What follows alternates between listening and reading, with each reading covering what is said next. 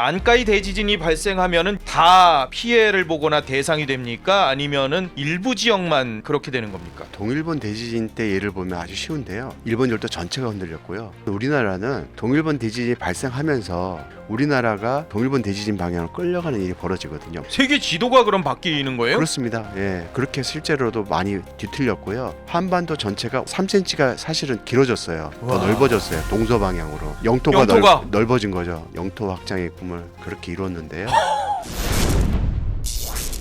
일본이 열도잖아요. 그러니까 네. 길게 이게 나열이 돼 있는 그런 나라인데, 그런데 난카이 대지진이 발생하면은 일본 전역이 그러면은 다 피해를 보거나 대상이 됩니까? 아니면은 일부 지역만 그렇게 되는 겁니까?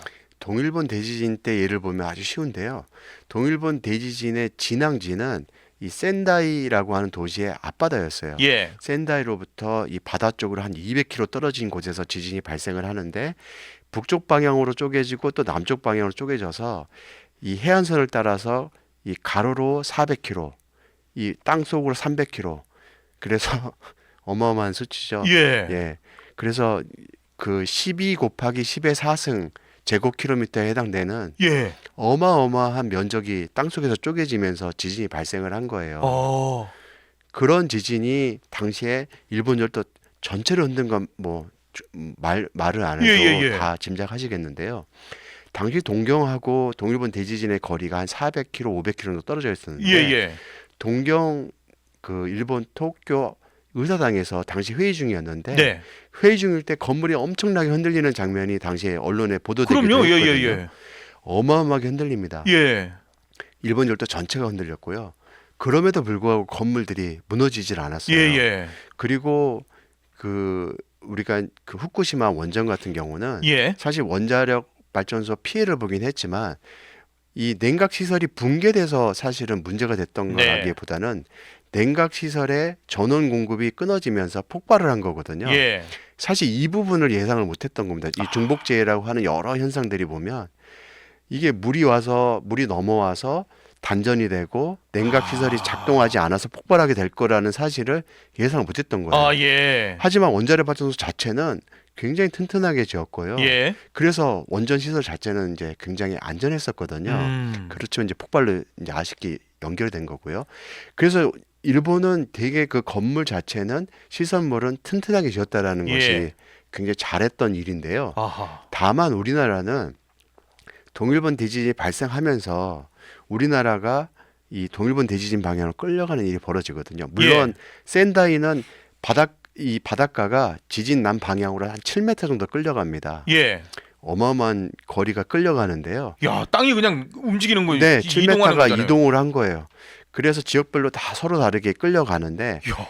이 한반도를 포함한 중국, 러시아도 끌려가거든요. 수치가 굉장히 많이 줄어드는데 세계 지도가 그럼 바뀌는 거예요? 그렇습니다. 예, 그렇게 실제로도 많이 뒤틀렸고요. 우리나라 울릉도 같은 경우에는 한 5cm 끌려갑니다. 동일본 오. 대지진 난 방향으로. 백령도는 한 2cm 끌려가서 예. 한반도 전체가 5cm, 2cm니까 3cm가 사실은 길어졌어요. 더 와. 넓어졌어요. 동서 방향으로. 아, 우리나라요. 네, 그 저기 영해가 영토가 영토가. 넓어진 거죠. 예, 영토 확장의 꿈을 그렇게 이뤘는데요. 그런데 그 영토 확장은 이뤘지만 예. 안 좋은 일이 벌어지는데 이 땅이 이렇게 견고하게 있다가 이렇게 늘어나게 되면 느슨해지게 되거든요. 예. 그러면은 지진이 발생하기 더 쉬운 여건으로 바뀌게 됩니다. 약해지니까.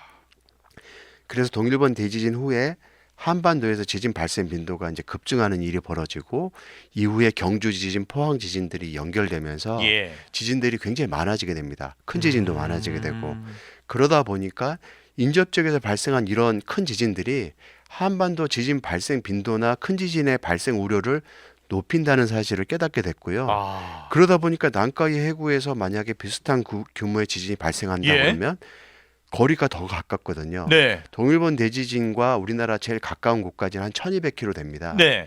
근데 난카이 해곡에서 우리나라 제일 가까운 곳은 500km도 채 안 돼요. 어.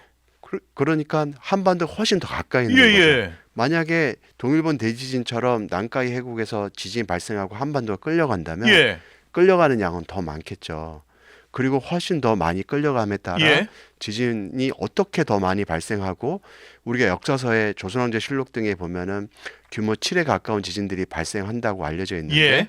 그런 지진은 시간의 문제거든요. 마찬가지로 우리도 에너지를 누적해 가고 있는 거예요. 예. 천천히 누적해 가고 있지만 땅이 약해지게 된다면은 예를 들어서 100이라는 힘이 쌓이면 지진이 발생할 수 있는 환경이었는데 갑자기 약해지게 되면은 한 90만 힘이 쌓여도 지진이 발생할 수 있는 환경으로 바뀌어 버리게 되면 예. 이미 에너지가 한 95, 98 쌓여 있는 지역은 에너지가 90만 되는 커트라인으로 바뀌게 되면 갑자기 지진이 발생을 해버리는 거예요. 아. 그렇게 해서 지진이 많아질 수 있는 상황이 동일본 대진 때 이미 겪었거든요. 예, 예. 그래서 난카이 해곡 지진이 남의 일만은 아니라는 거죠.